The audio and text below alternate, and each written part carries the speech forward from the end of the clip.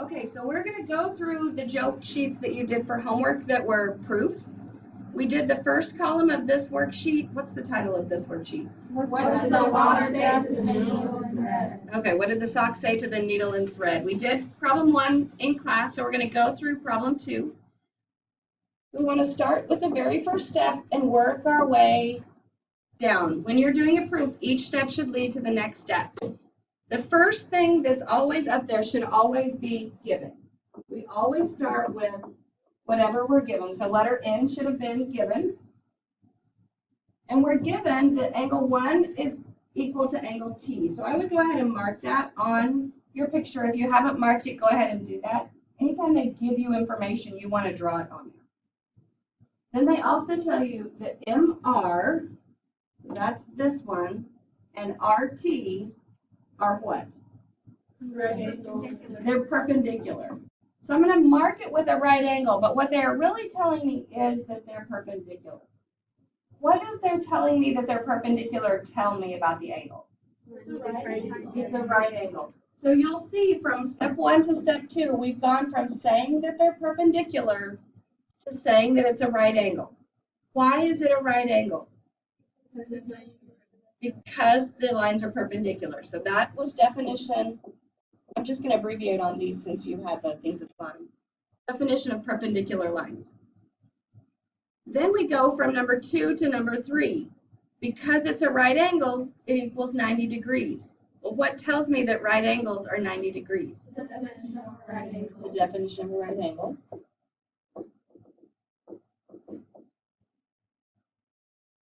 And then we come down to saying the measure of angle 1 plus the measure of angle 2 equals the measure of angle MRT.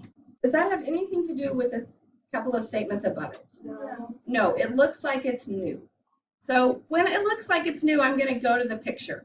It's saying that the measure of angle 1 plus the measure of angle 2 is equal to the angle MRT.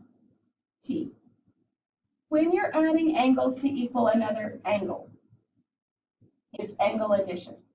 When you're adding angles together to get 90, then it might be complementary. If you're adding them together to get 180, then maybe it's supplementary. But if you're adding them together to equal another angle, then that's when you're using angle addition. Is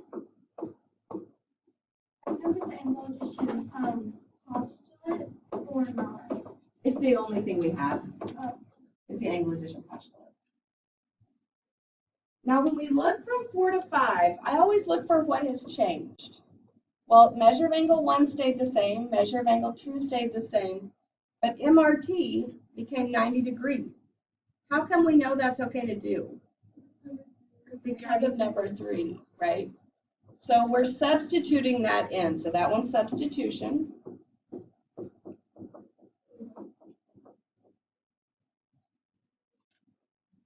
And then for this one, the measure of angle 2 stayed the same, but instead of saying measure of angle 1, we said measure of angle T.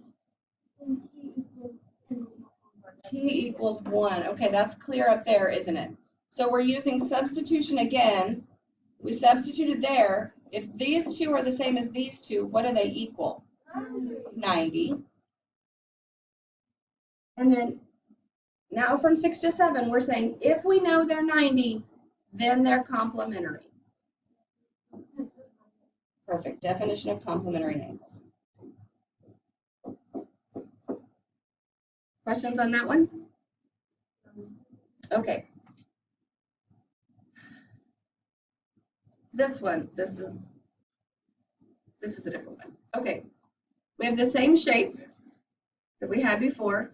We're given that MRT and RAT are supplementary. So where's MRT?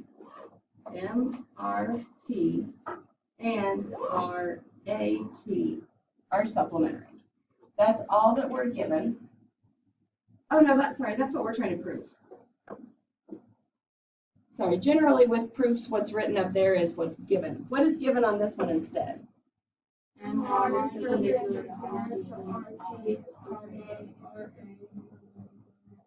So I would go ahead and mark that on my sheet. I'm going to grab a highlighter and I'm going to say MR is perpendicular to RT. So I know That's a right angle. And they're also giving me that RA is perpendicular to MT. So that's a right angle. Now, if they're both right angles, what do I know about them? They're perpendicular. I do know they're perpendicular. I know that if I add them together, I get a 180. They're both 90 degrees. And so if they add up to 180, they're supplementary. The proof that we're doing is going to kind of stair step through that piece by piece. So one says that the two sets of lines are perpendicular. Two says that they are right angles. So what tells me that if they're perpendicular, then they are right angles? Definition of perpendicular lines. You see how we're using what came before? We were given perpendicular lines, so we know they're right angles. Now, we've gone from saying those two angles are right angles to saying they're 90 degrees. What tells me that if they're right angles, they're 90 degrees? Good. Definition of right angles.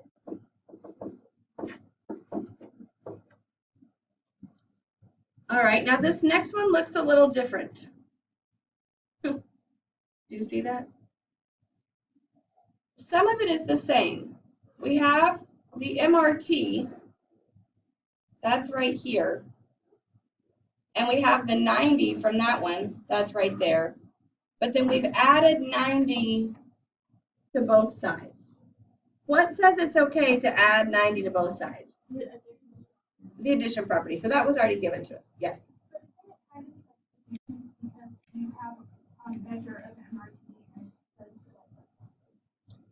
It's not substitution because I'm not taking anything from up here and adding it to this and putting it into this. But if you change what you're calling it, because when you said equals 90, it's 90. I actually didn't change it. I said, this is exactly this, except the only thing that's changed is we've added 90 to both sides. We didn't change anything about that original equation. We didn't substitute anything different in. Okay, so that was the addition property. And then how do we get from here to here? MRT plus RT equals 180. What changed from here to here? Just the 90 was substituted by that. Right, and we were given that part up there. And so then what is 90 plus 90 equal? 180. And if they have a sum of 180, then they're supplementary. And what's the reason for that? The definition of supplementary. Good.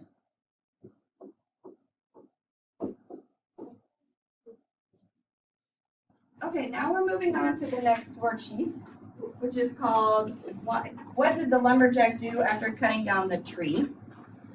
And so again, we're given that two lines are perpendicular. So the first thing we're going to want to do is mark that those lines are perpendicular. AH, that one, and RS is this one. So we've got those lines that are perpendicular, and we're also given that angle 1 and angle 4 are congruent.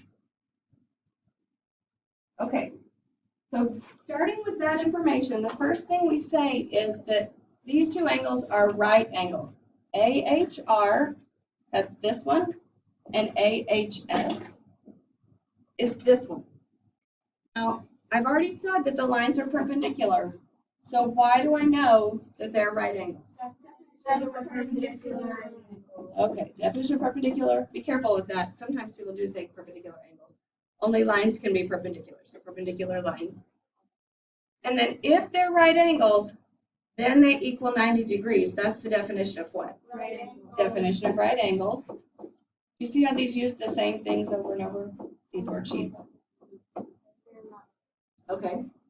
Now this one looks like it's completely different from the ones up there. So anytime I get to a step that looks completely different, where do I go? The picture. So this says 1 and 2. So measure of angle 1 plus the measure of angle 2 equals AHR. So if I'm saying an angle plus an angle, that's it's angle addition, right? Angle addition question. And then we also said on that same one that 4 plus 3 equals AHS, right? So those were both the same. And then these two look the same, only instead of having these angles, it says 90 degrees. So what changed? Substitution. That's substitution. We substituted right in here.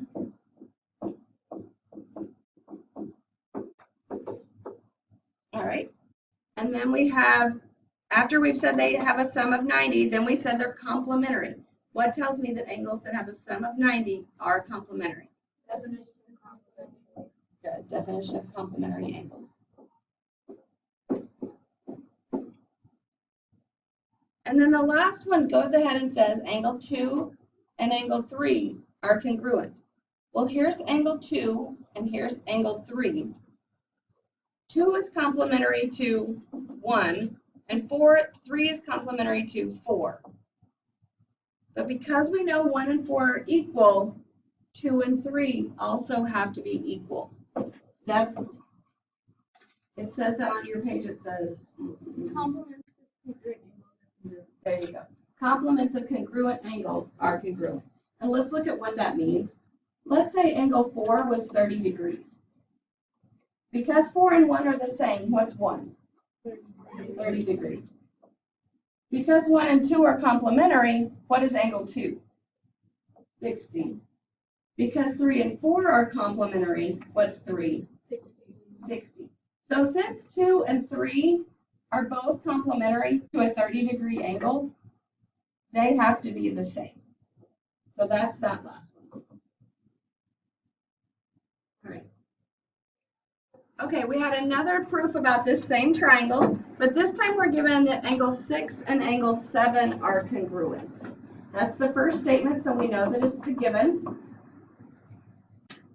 And then we say 5 and 6, so here's angle 5 and here's angle 6, are linear pairs, and angle 7 and angle 8 are linear pairs. If all we're doing is identifying them as linear pairs, we're using the definition. So that's the definition of linear pairs. Now, once we've said they're linear pairs and we say that they're supplementary, what's telling us that? Linear pairs are supplementary, which we call the linear pair postulate, but you can say linear pairs are supplementary. And then 5 and 8 are congruent because they're supplementary to angles that are congruent. So that's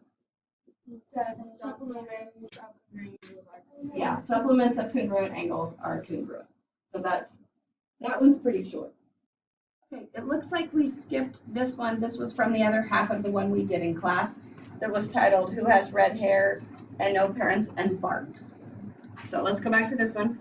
We start out with angle 1 and angle 2 are a linear pair, and angle 2 and angle 3 are a linear pair. That should be given. The first statement should always be given. This worksheet didn't use that. This worksheet used the definition of a linear pair. And since all we're doing is identifying it, that's okay. We're just saying that angle 1 and angle 2 form a linear pair, and angle 1 and angle 3 form a linear pair. That's all we're saying. Then we go from saying if they're a linear pair, then they're supplementary. So that's the linear pair postulate, because the postulate says that they're supplementary. How do we know if they're supplementary, they have a sum of 180? That's where the definition of supplementary angles comes in.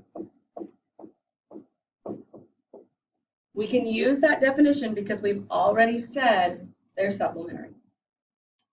Now, if they both add up to 180, then they're equal to each other. That's substitution, because we're taking this and plugging it in for that 180.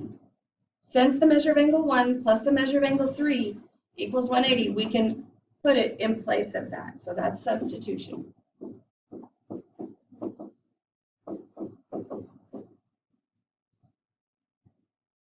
Now this one looks like it comes out of nowhere. The measure of angle 1 equals something by the reflexive property. But what does the reflexive property say? something equals itself. So what does E have to be?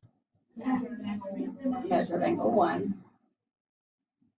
So they're saying that's equal to itself. So using subtraction, they subtracted the measure of angle 1 from both sides, leaving us with the measure of angle 2 equal to the measure of angle 3. And then what tells me if they're equal, they're congruent? Definition of congruent angles. Okay. Little R for Nanny. It's pretty bad. All right, that's all of the homework proofs.